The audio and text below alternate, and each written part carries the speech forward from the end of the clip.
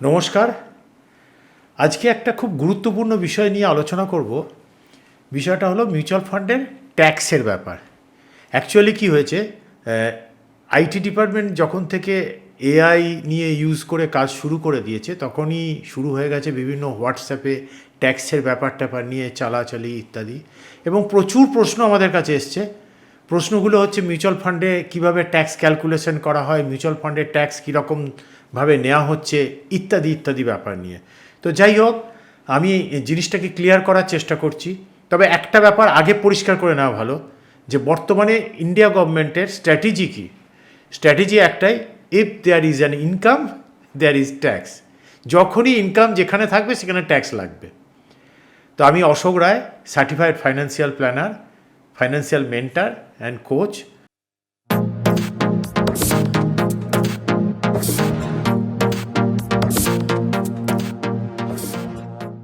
Mutual ফান্ডে actually যে ট্যাক্সটা নেওয়া হয় সেটা হচ্ছে ইনকাম। মিউচুয়াল ফান্ডে ইনভেস্টমেন্ট করলে কিন্তু কোনো ট্যাক্স লাগে না। ফার্স্ট আগে এটা ক্লিয়ার করে নিন। যদি আমি মিউচুয়াল ফান্ড থেকে কোনো ইনকাম জেনারেট করি তাহলে ট্যাক্স লাগতে পারে। তো ইনকামটা জেনারেট করব কিভাবে? এই মিউচুয়াল ফান্ডের ইনভেস্টমেন্টের দুটো অপশান আছে, একটাকে বলে গ্রোথ অপশন আর একটাকে বলে ডিভিডেন্ড অপশন। তো এবার ডিভিডেন্ড অপশানে যদি কেউ চুজ করে ইনভেস্ট করেন তাহলে তিনি কি পাবেন? মিউচুয়াল ফান্ড থেকে ডিভিডেন্ড পাবেন নর্মালি। এবার যদি কেউ মিউচুয়াল ফান্ড থেকে ডিভিডেন্ড পান, ওই অপশানে ইনভেস্ট করেন, তাহলে ডিভিডেন্ড যদি পান তাহলে সেই ডিভিডেন্ডটা যে মিউচুয়াল ফান্ড থেকে পাওয়া গেল সেটা যে ব্যক্তি পেলেন তার ইনকামের সঙ্গে যোগ হবে। ধরুন কেউ মিউচুয়াল ফান্ড থেকে 5 লাখ টাকা কোনো একটা বছরে ডিভিডেন্ড পেয়েছেন, তাহলে ওই 5 লাখ টাকা ডিভিডেন্ডটা ওই ব্যক্তির ইনকাম, পার্সোনাল যে ইনকাম আছে তার সঙ্গে যোগ হয়ে যাবে। এবার যোগ হওয়ার পর যে ইনকাম ট্যাক্সের স্ল্যাবে তিনি বিলং করবেন ওই ইনকামটা হওয়ার জন্যে, সেই স্ল্যাব অনুযায়ী যদি 10% হয় 10%, 20% হয় 20%, 30% হলো 30%, এই অনুযায়ী তার ট্যাক্স লাগবে। ক্লিয়ার হলো? এবার মিউচুয়াল ফান্ডে দু ধরনের অ্যাকচুয়ালি ট্যাক্সটা নেওয়া হয়। একটাকে বলা হয়, ট্যাক্সের দুটো ভাগ আছে মিউচুয়াল ফান্ডে, সেটা কি না, ক্যাপিটাল গেনের ওপর ট্যাক্স। এটা একটা তো ডিভিডেন্ড গেল। এবার গ্রোথ মোডে যদি আমি ইনভেস্ট করব তখন কী হবে, আমার ক্যাপিটাল যা গেন হবে, আমি যে ক্যাপিটাল দিয়েছিলাম তার উপরে যেটা গেন হলো তার উপরে ট্যাক্স, সেটাকে বলা হচ্ছে ক্যাপিটাল গেন ট্যাক্স। এবার এই ক্যাপিটাল গেন ট্যাক্সটা আবার দুটো ভাগে ভাগ করা হয়। একটা হচ্ছে short term capital gain tax আর একটা হচ্ছে long term capital gain tax. এবার মিউচুয়াল ফান্ডে আমরা, অনেক মানুষের ধারণা আছে যে মিউচুয়াল ফান্ড মানে হচ্ছে শেয়ার মার্কেট। তা তো নয়। মিউচুয়াল ফান্ডে ফিক্সড ইনকাম গ্রুপ আছে একটা, যেটাকে ডেট ফান্ড বলা হয়, মানে ব্যাংক এফডি বা এই ধরনের ফান্ড। তো সেখানেও ইনভেস্ট করা যায়, আবার পিওর ইকুইটি ফান্ডেও ইনভেস্ট করা যায়। তো এবারে দুটো ক্ষেত্রেই ট্যাক্সের নেচারটা বোঝাতে হবে।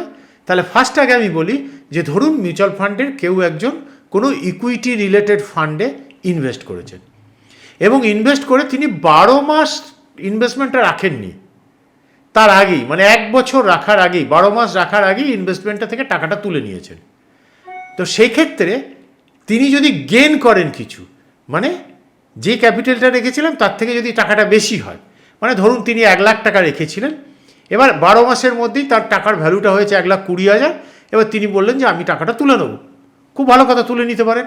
তাহলে 1 লাখ টাকা রেখেছিলেন, 1,20,000 হয়েছে, তাহলে গেন হলো কত? 20,000 টাকা। এবার যেহেতু উনি 12 মাসের আগেই তুলে নিচ্ছে, 12 মাস কমপ্লিট হয়নি, তাহলে এটাকে বলা হবে শর্ট টার্ম ক্যাপিটাল গেন।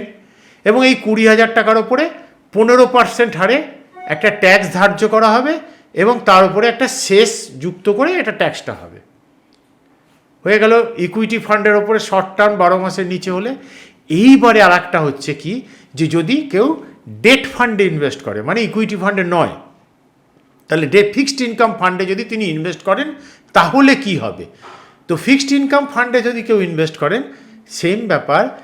কি হবে? ধরুন কেউ একজন ইনভেস্ট করেছেন 1 লাখ টাকা, এবার তার ভ্যালুটা হয়ে গেছে কোনো একটা সময়তে 1,40,000। তো এবার এখানে শর্ট টার্ম ক্যাপিটাল গেনটা কিন্তু 12 মাস নয়, এখানে হচ্ছে 3 বছর। যদি আমি টাকাটা ইনভেস্ট করে 3 বছরের মধ্যে আমি টাকাটাকে তুলে নিই, তাহলে ধরা হবে আমার এটাকে শর্ট টার্ম ক্যাপিটাল গেন। তো এবার ধরুন, যেটা এক্সাম্পলটা বলছিলাম, যে কেউ একটা 1 লাখ টাকা ইনভেস্ট করেছেন, 1,40,000 টাকা হয়েছে এবং সেটা 3 বছরের মধ্যেই তিনি টাকাটাকে তুলে নিতে চাইছেন বা তুলে নিচ্ছেন। তাহলে গেন কত হলো? না, ভ্যালু হয়েছিল 1,40,000, দেওয়া হয়েছিল 1,00,000, তার মানে গেন হলো 40,000, আর তিনি তুলে নিয়েছেন 3 বছর 36 মাসের আগে, তাই জন্য এটা শর্ট টার্ম ক্যাপিটাল গেন। এবার এই যে 40,000 টাকা গেন হলো, এই 40,000 টাকাটা তার ইনকামে যুক্ত হয়ে যাবে, এবং ওই ইনকাম ট্যাক্সের যা স্ল্যাবে উনি পড়ছেন সেই স্ল্যাব অনুযায়ী ওনার ট্যাক্সটা লাগবে। যেমন আগে বলেছিলাম 10% হলে 10%, 20% 20%, 30% 30%, এইভাবে ট্যাক্সটা লাগবে। এটা গেল ডেট ফান্ড বা ফিক্সড ইনকাম ফান্ড যদি আমি 3 বছরের আগে তুলি। আর যদি আমি সেটাকে 3 বছর রেখে দেওয়ার পর তুলি, তাহলে কি হবে? তখন সেটা হয়ে যাবে long term capital gain tax. তার মানে এটাকে আমি বারবার বলছি, মিউচুয়াল ফান্ডে টাকা রাখলে ট্যাক্স লাগে না, টাকা তুলে নিয়ে যদি আমি গেন করি তবে ট্যাক্স লাগবে, লস করলে ট্যাক্স লাগবে না। তাহলে এবার যদি আমি 3 বছর টাকাটা রাখার পর যদি তুলি, তাহলে কি হবে? ধরুন তখন ওটা হবে 3 বছর রাখার পর তুলছি বলে ওটা হবে long term capital gain tax, তাই তো? এবারে ধরুন একটা এক্সাম্পল, ধরুন 2017 সালে কেউ একজন ইনভেস্ট করেছিলেন, একটা টাকা অ্যামাউন্ট ইনভেস্ট করেছিলেন 1,00,000 টাকা। এবার তিনি 2020 সালে ওই টাকাটাকে তুলে নিলেন। 2017 জানুয়ারিতে ইনভেস্ট করেছিলেন, 2020-তে উনি তুলে নিলেন, যখন তার ভ্যালু হয়েছে 1,50,000 টাকা। মানে 3টে বছর ইনভেস্টমেন্ট থাকার পর উনি টাকাটা তুললেন। তাহলে গেন তো 50,000ই হলো, ঠিক, কারণ 1,50,000 ভ্যালু হয়েছে আর রাখা হয়েছিল ক্যাপিটাল হিসেবে 1,00,000 টাকা। কিন্তু এই 50,000 টাকার ওপরে কিন্তু কোনো ট্যাক্স ধার্য করা হবে না। এটা খুব মজার। আজকে যদি আমি ব্যাংক বা পোস্ট অফিস বা কোনো জায়গায় ফিক্সড ডিপোজিট রাখতাম, তাহলে 1,00,000 টাকাটা 1,50,000 হয়েছে, মানে 50,000-এর উপরে আমার ট্যাক্স লাগতো। কিন্তু এই মিউচুয়াল ফান্ডের ফিক্সড ইনকাম ফান্ড বা ডেট ফান্ডে কীভাবে ক্যালকুলেট করা হবে? এখানে একটা ইন্ডেক্সেশন বেনিফিট পাওয়া যায়। ইন্ডেক্সেশন বেনিফিটটা কীরকম? খুব সোজা।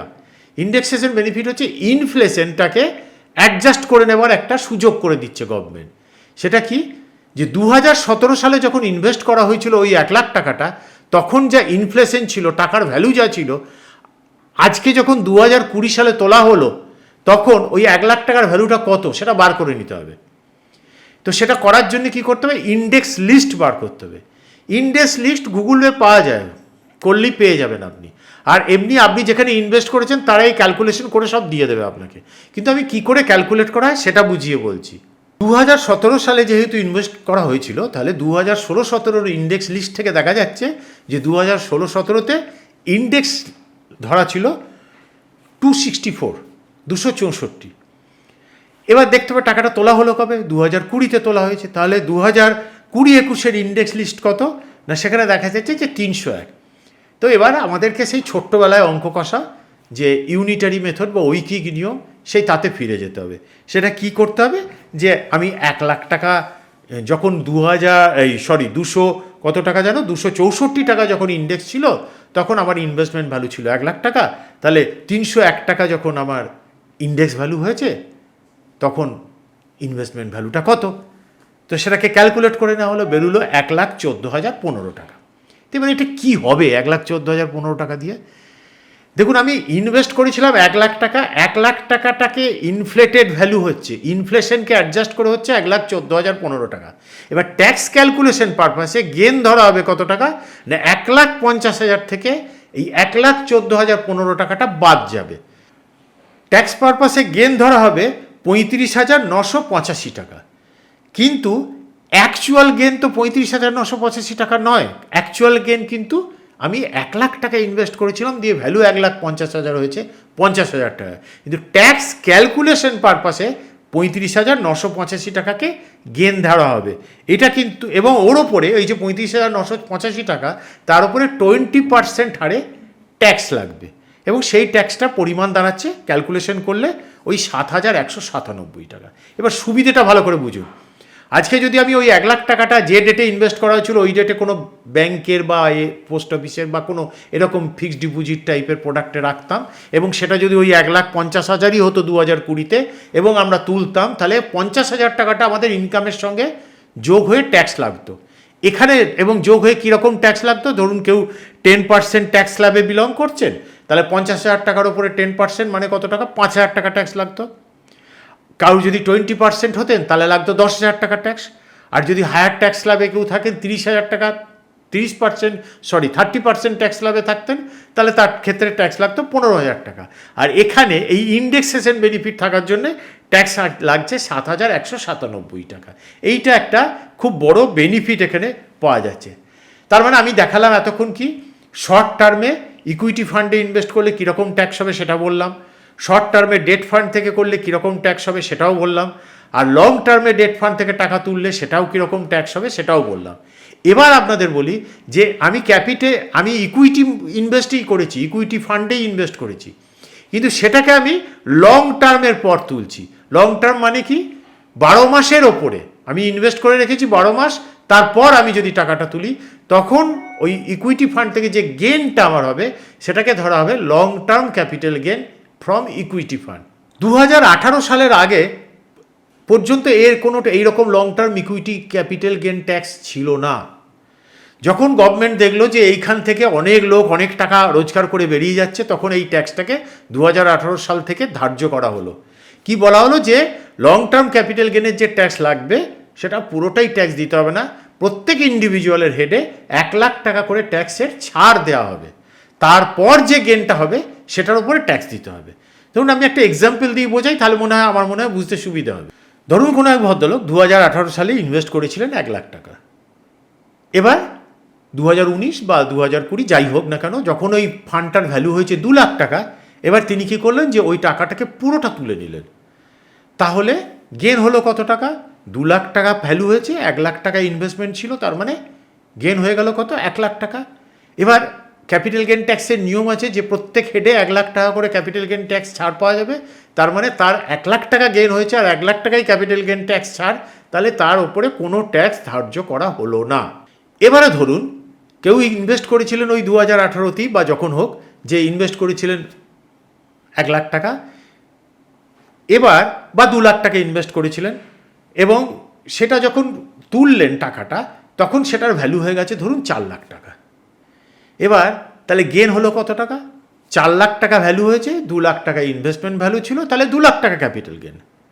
এবার 1 লাখ টাকা প্রত্যেক হেডে ছাড় আছে, তাহলে 2 লাখ থেকে 1 লাখ টাকা ছাড় বাদ দিয়ে দেওয়া হলো, তাহলে 1 লাখ পড়ে রইল। তাহলে 1 লাখ টাকার উপরে ট্যাক্স লাগবে, কত লাগবে? 10%। তাহলে কত টাকা হলো? 1 লাখ টাকার উপরে 10% ট্যাক্স দিতে হবে তাকে, কত টাকা? 10,000 টাকা। এবার একবার ভাবুন লজিক্যালি, অনেক ব্যক্তি খুব মাইক্রো জিনিসে ফোকাস হয়ে যায়। 4 লাখ টাকা আমি টোটাল ভ্যালু করেছি, ফান্ড ভ্যালু করেছি, করে 10,000 টাকা ট্যাক্স দিচ্ছি। ইন্ডিয়াতে আর কোনো ইনভেস্টমেন্ট এভিনিউ আছে যেখানে এত কম টাকা ট্যাক্স দিয়ে এত ভ্যালু করা যেতে পারে? আমার অন্তত জানা নেই। এর পরেও কিন্তু অনেক ট্যাক্সের ছাড় আছে। ধরুন এই 2 লাখ টাকাটা 4 লাখ টাকা হলো, তো এটা যদি একজন ব্যক্তি কী করেছিলেন, 2 লাখ টাকাটা একজনের নামে না রেখে হাজব্যান্ডের নামে 1 লাখ, ওয়াইফের নামে 1 লাখ, 2 লাখ রেখেছিলেন। এবার ওই 2 লাখ টাকাটা 4 লাখই হলো, মানে হাজব্যান্ডেরটা 2 লাখ, ওয়াইফেরটায় 2 লাখ।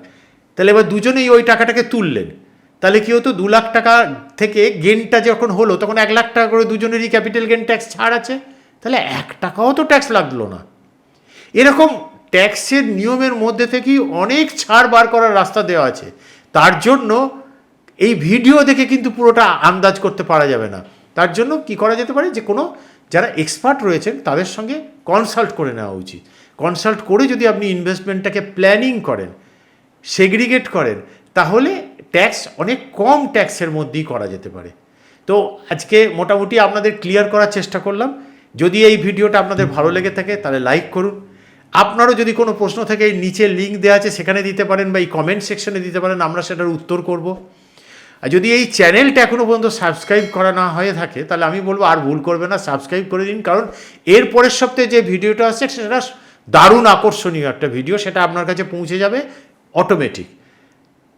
পরের সপ্তাহে আবার দেখা হবে।